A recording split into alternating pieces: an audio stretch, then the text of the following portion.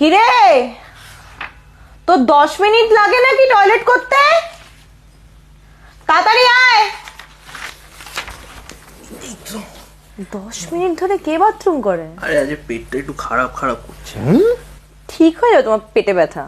দাঁড়াও না, তোকে কিন্তু আমি অনেকক্ষণ বলেছি রচনা খাতাটা বার করতে। খাতা কই তোর? এই তো এটা রচনা খাতা? এইটা।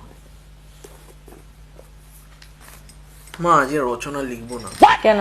তুমি একটা গল্প পড়িয়ে দাও না। হ্যাঁ, সেই আমি গল্পটা পড়াই আর তুমি শুনতে শুনতে ঘুমাও। ভালো ফাঁকিবাজি তুমি শিখেছো বাবা। কে শেখাচ্ছে এগুলো তোমাকে?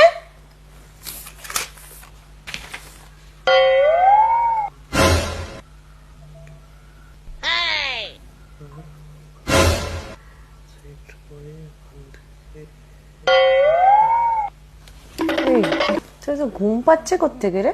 তোর কাল বাদে পরশু পরীক্ষা রেখে তুই জানিস? হ্যাঁ, তুই যখন খেলতে গেলি বিকেল বেলা তখন তোর ঘুম পায়নি? 3 ঘন্টা খেলে এসছিস তুই, তখন ড্যাব ড্যাব করে তাকিয়েছিলিস। যত ঢং তোমার পড়তে বসলেই হয় নাকি? ধুলছে বাবু। পরীক্ষা তোর, পড়ছি আমি, কোশ্চেন বানাচ্ছি আমি, উদ্ধার করছিস পড়ে তুই আমাকে।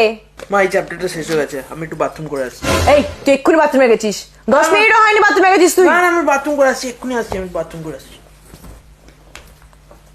তুই কিন্তু বহুত ফাঁকিবাজ হয়ে যাচ্ছিস বাবু। আরে এই, তোকে যে বললাম খাতাটা খুলে রেখে যাবি না, ধুতে পড়ে না।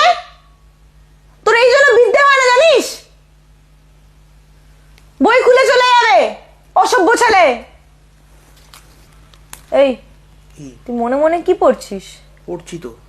তোকে জোরে জোরে পড়তে বলা হয়েছে না 100 বার? হ্যাঁ, মনে মনে পড়ছিস তুই?